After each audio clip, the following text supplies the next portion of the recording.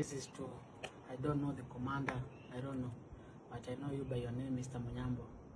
Whatever you did to us at the gate, chasing us away like dogs, calling us names, calling police to come and arrest us, calling breakdown to come, ivurute gari, I don't know. That was so inhuman, because you are the same person who verified those uniforms and everything the time that they were delivered. Now you are chasing us, calling Kanjos to come and harass us, wearing the same uniform that was supplied.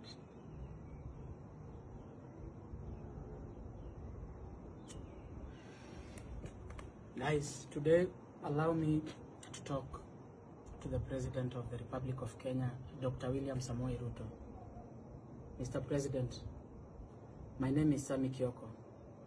I'm a creative and a young businessman.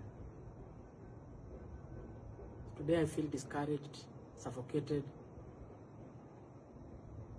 and ignored. I have a lot to say, but first I just allow her to speak. My name is Maureen Wende.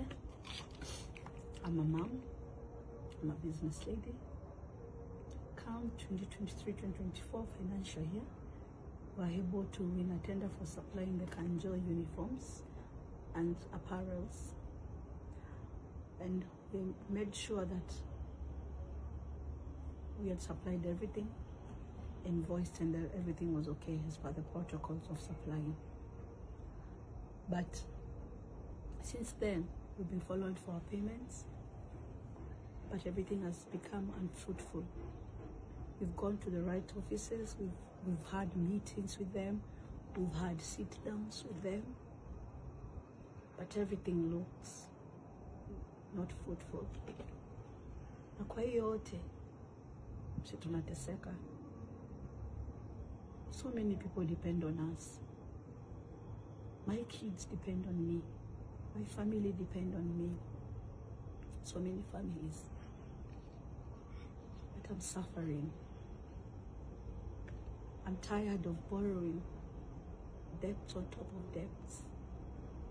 I have nothing left. Come last year, November, Kenyans really came through for me. Alinichangia, nikaweza kwenda hospitalini. Sasa hivi niendelea vizuri kwa wa Mungu, lakini bado mambo yetu imesimama pale na pale. And we have no option out. We don't know what to do. Tunafika mwisho. Sisi tunaumia, hatujui tufanye nini. Tungeomba tu kama county inaweza tuconsider tulipe pesa zetu, kwa sababu sisi tumejaribu. Hata wao wenyewe wanajua tumeshinda kwa ofisi zao, lakini hatupewi jibu lolote ambao inaonekana kuna mwanga. Sisi tunaumia tu. Mr. President, this is my humble request. Tungeomba utusaidie sana, even through any public office that can come and listen to us, or we can go wherever they are and listen to us and listen to our cries. As she has said, our businesses depend on us and our families depend on us too. Tunakuomba usaidizi. And this is to my fellow Kenyans who, mtu yoyote atapatana na hii video, just politely just mention the President of this Republic somewhere, at least for him to see this video. And this to my fellow creatives, najua mmetusaidia sana last year, hii mwaka mmetusaidia sana just to push for us to be listened.